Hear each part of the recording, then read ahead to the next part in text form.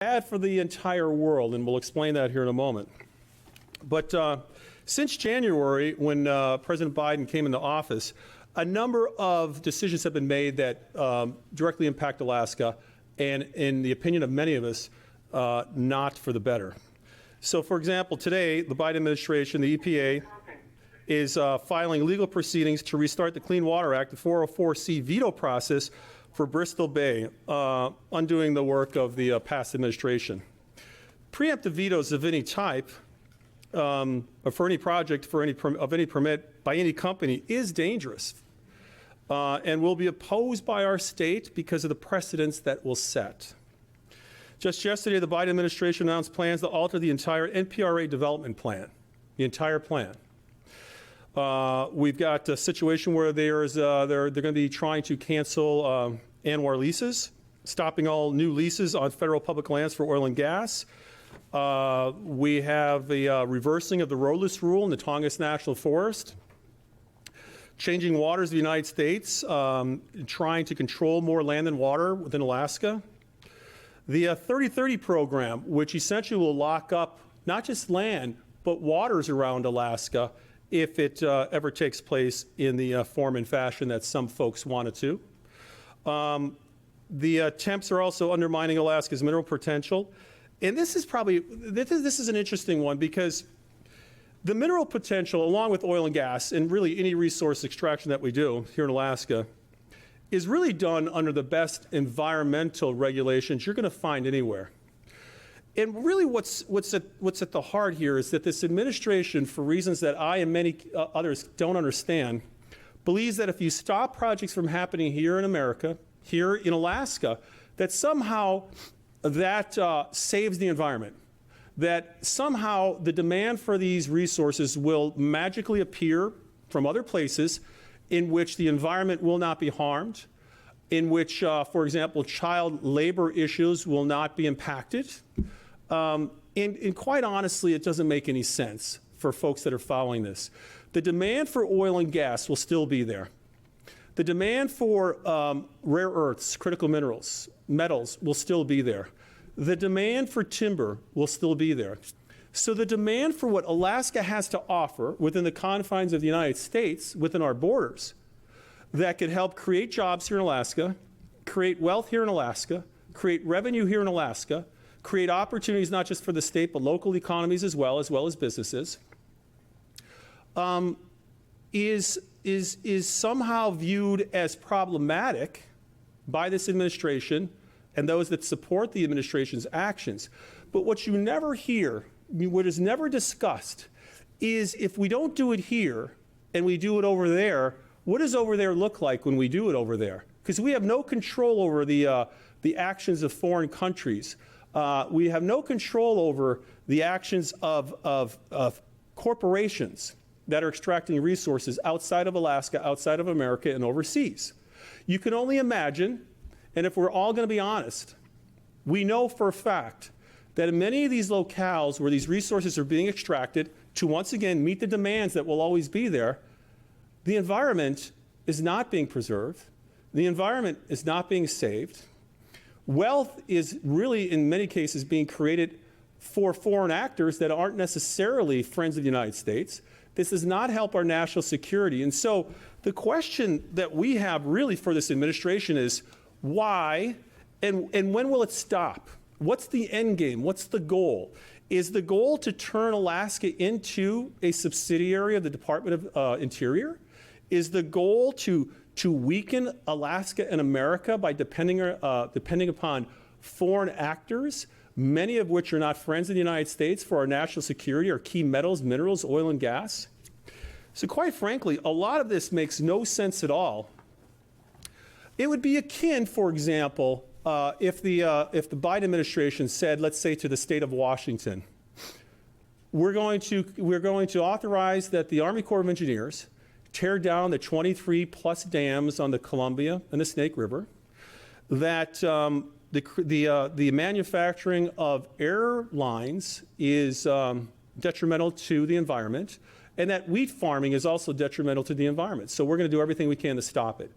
I would imagine that it wouldn't take very long for the folks in the state of Washington, including the Seattle City Council, to register their outrage at trying to destroy a state within this federal system. And that's what's happening with Alaska. And the irony, as we've mentioned before, with regard to Alaska is simply this. In order for us to become a state, the discussions in the formation of our Statehood Act really compelled us to collectivize our resources under the government to be developed to pay our way.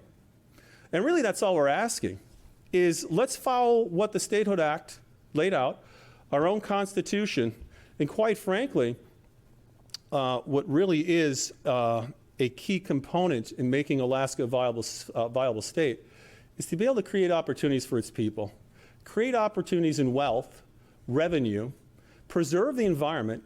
I think it's hard to argue that the environment is going to be best preserved overseas as opposed to here in Alaska with our regulations.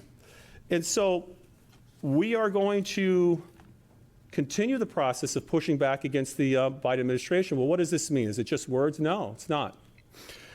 We want to thank the legislature that approved the $4 million in funding to fight for our state defense, our ability to carry out our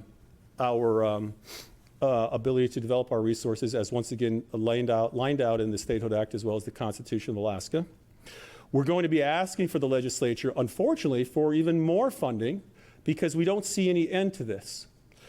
We see this continuing and probably gathering steam. So in essence, you have the 49th state that is fighting its own federal government in an effort for the 49th state, Alaska, to be able to fulfill its destiny as one of the states within the federal system, to be able to create opportunities for its own people and provide revenue for its government. This can't be understated. And we know there's a lot of groups, a lot of entities that are not necessarily located in the state of Alaska that are cheering the Biden administration on. But we can tell you that there are a lot of Alaskans and a lot of organizations and a lot of trade associations that are not cheering this on. And so once again, we want to highlight what's occurring, what has recently occurred. Unfortunately, we believe this is just the beginning. This is the beginning of this administration. But we're going to do everything we can to stand up and face this challenge because we believe we're right. We believe that if you truly want to protect the environment, do it here in Alaska, do it here in America. If you're truly sincere about providing opportunities and jobs for Americans and Alaskans, you do it here. If you're truly committed to creating wealth and providing for our national security, so we don't have to rely on some of these foreign actors, you do it here. Everything would lead one to believe it should be done here. And that's what we're employing the Biden administration to really think about. And in the meantime, we're going to gear up for what is going to be, unfortunately, a long slog in the courts to deal with a number of these issues. And so with that, we're going to have a number of representatives from the various industries in the state of Alaska come up and make some comments as well. So we're going to start with Katie Capozzi with the Alaska Chamber, and we're going to go through a whole list of other folks, and when we're done at the end, we'll take some questions.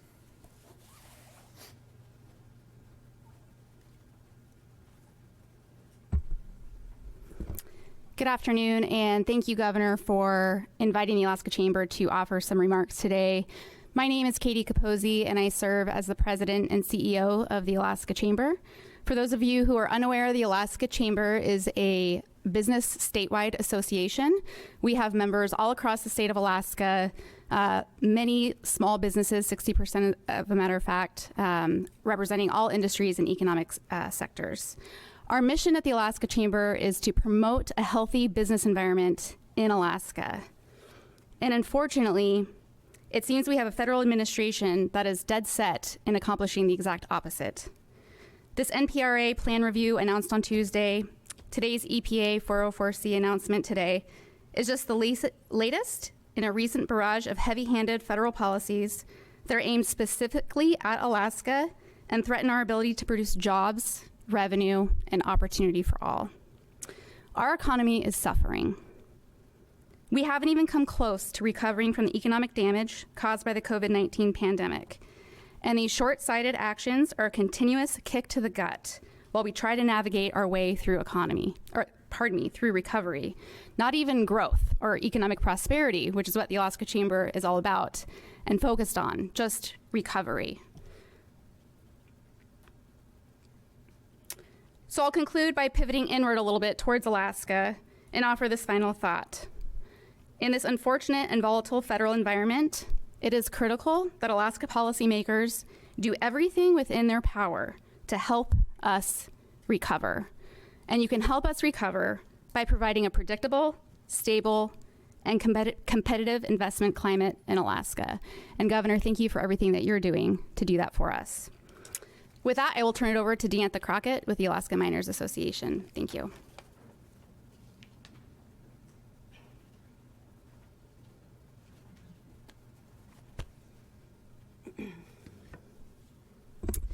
Thank you very much, Governor, for inviting the Alaska Miners Association to participate in this today. My name is Deantha Skabinski. I'm the Executive Director of the Alaska Miners Association. The Alaska Miners Association has been around for over 80 years. We represent all aspects of the mining industry, from the very small multi-generation family-owned placer mines up to the very large operations that are throughout our state and contribute significantly to our economy. All of which we work together to promote responsible mineral development across our state for the benefit of our state. It's a role I'm very proud to be in. I was born and raised in Alaska, and I think many of us that have been in Alaska as long as I have always understood the value of our resource economy and how absolutely critical it is for us to be able to develop our resources to sustain ourselves. It's why we were admitted to the union, was because Alaska's resource wealth was known to be able to provide for a long-term sustainable economy across our state. So today we saw the EPA make the announcement that they would be taking steps to protect, and I'm deliberately using air quotes there, the Bristol Bay region by reinstating the 404C process underneath the Clean Water Act. This is a step taken despite the fact that last year we saw an environmental impact statement that was developed with significant input by the EPA that concluded that Pebble could be done safely and without harm to the fisheries and the water resources there. So here we have this egregious step taking place. We're looking at an asset on state of Alaska land worth hundreds of billions of dollars to our state that is being taken off our table at the same time that we have legislators down in Juneau debating what we can do to diversify our economy, to add more revenue sources, to fix our gigantic fiscal crisis. So I wish that it was just Pebble, and it's not just Pebble for the resource industries.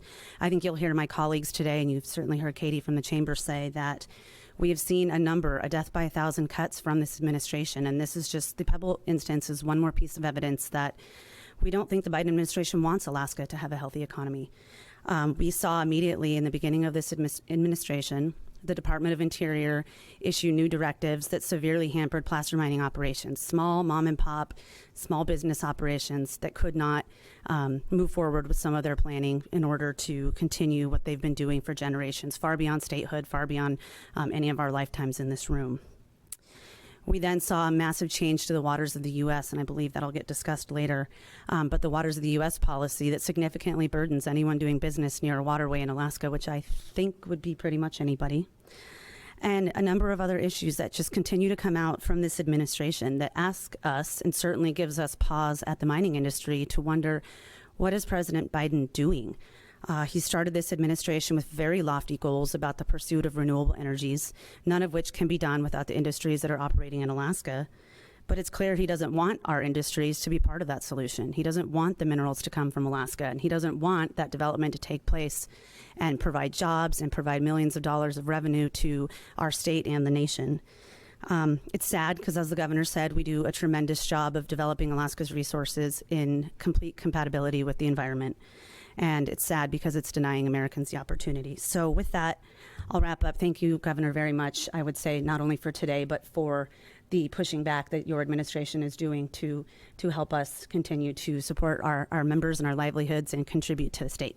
Thank you.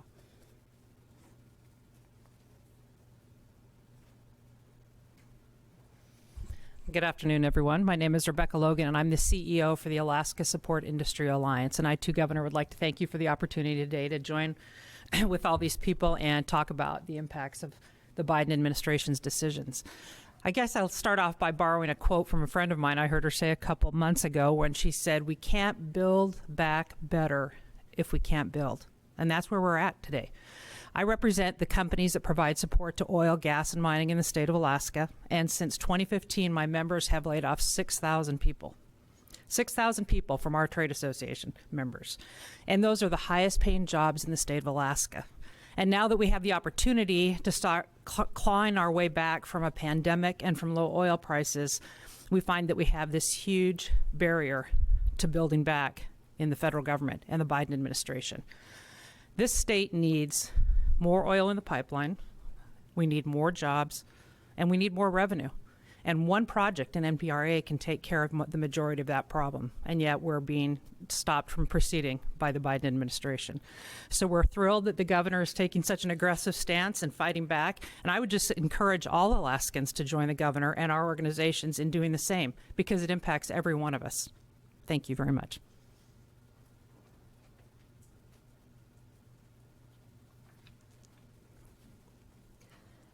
Good afternoon. Thank you, Governor, for inviting myself and my colleagues to speak today against federal overreach. My name is Marliana Hall, and I'm the Executive Director for the Resource Development Council for Alaska. RDC has, for 46 years, advocated for responsible resource development across our state. My members include fishing, forestry, mining, oil and gas, tourism, the 12 land-owning Alaska Native corporations, organized labor, local communities, industry support firms, and thousands of Alaskans who want to support responsible resource development.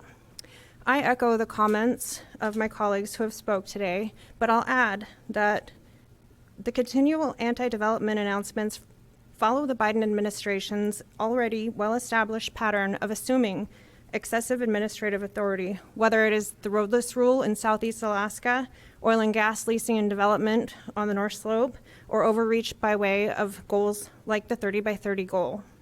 The threat of federal overreach on major projects, either community or resource development projects within Alaska, is very real and threatens Alaskans and our economy.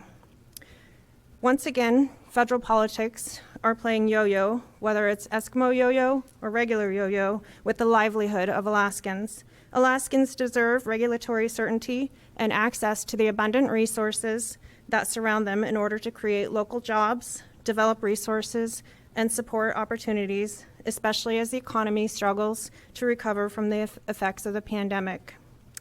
Thank you again, Governor, for the opportunity to share our continued dismay with federal overreach and for your efforts and the efforts of the state of Alaska to push back.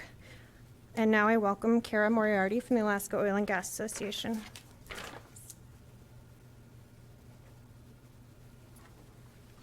Good afternoon. Thank you, Governor, for inviting all of us here today.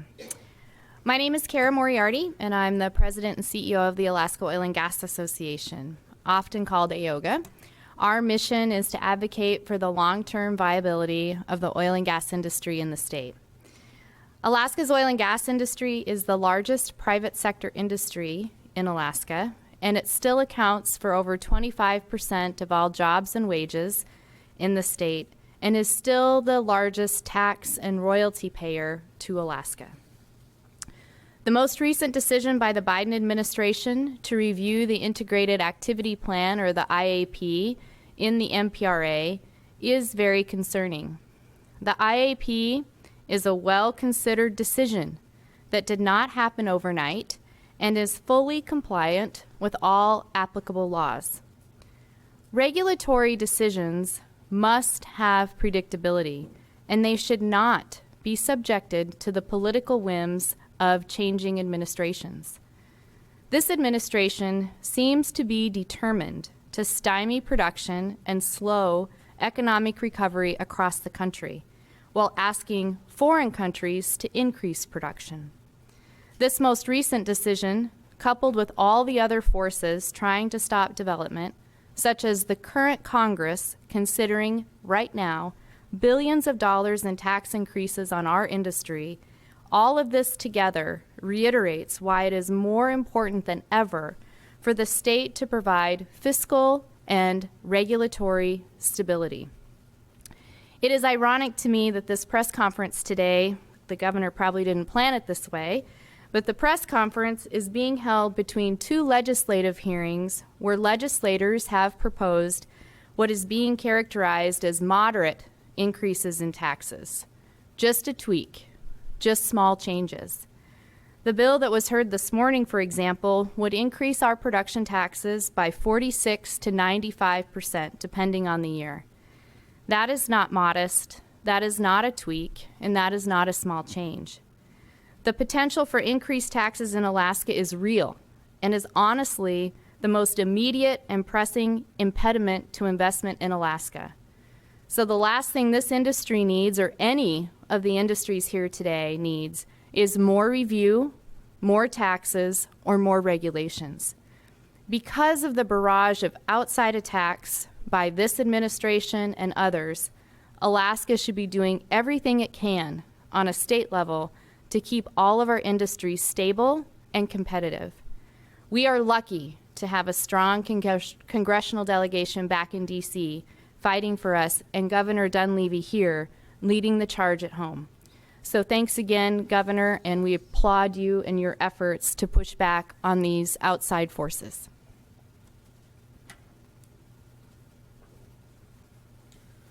So thank you, folks. So Jeff, now we'll open up for some questions, and if there's industry-specific questions, we'll have some of these folks come up and answer. Okay, thanks, Governor. We're going to start here in the room. We'll take a question from Elwood Bremer with the Alaska Journal of Commerce. Elwood? I guess one can debate whether the Biden administration or you are right or wrong on these issues, but I don't think any of this was. I think we're right, Elwood, but that's okay. Yeah. I don't think anybody would say that this was a lot of this was unexpected. So what, shortly before you took office, or what have you been doing, maybe other than just suing, which is an avenue everybody takes, to work with the administration or try to find different approaches? So it's been very difficult to get an audience with this administration, to be perfectly honest with you. By this time within the Trump administration, I had met personally with President Trump probably 4 times, talking about Alaska.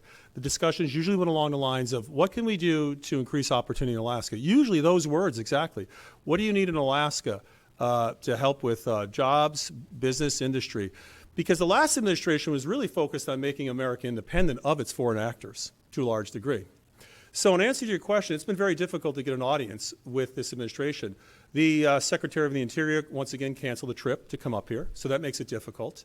And so we are working through the avenues that are available to us. We work with our federal delegation. They have conversations on our behalf with the Biden administration and individuals within Congress.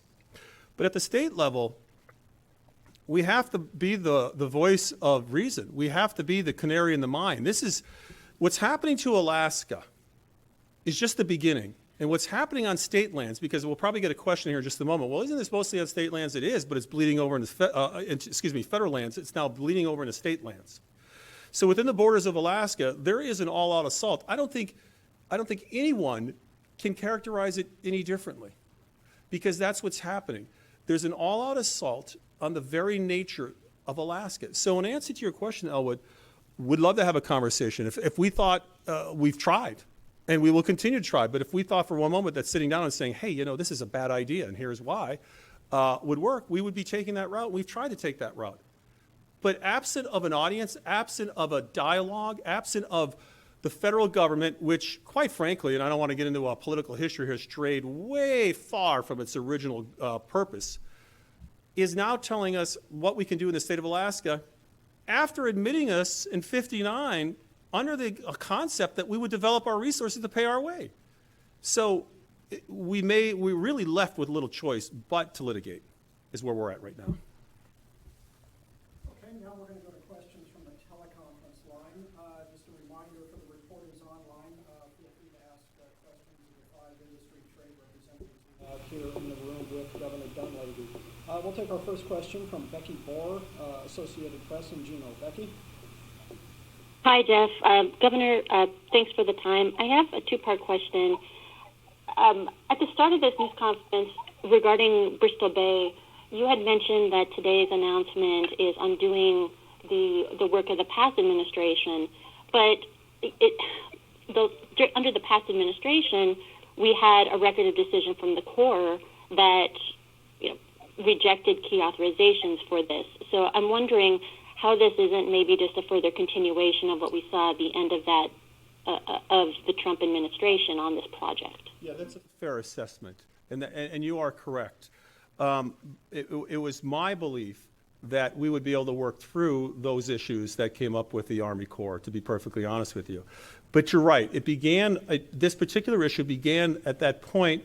I was confident in my discussions with the administration that we could work through those issues to make sure that if that project was to take the next step, that the environmental regulations, the engineering, the structure, et cetera, would be compatible with the environmental regulations and the expectations that Alaskans have. But it's pretty much going to this particular project. What is happening to this project ends up being a precedent when you do a 404C veto process. It becomes problematic for many of the other resource extraction mining plays that we have.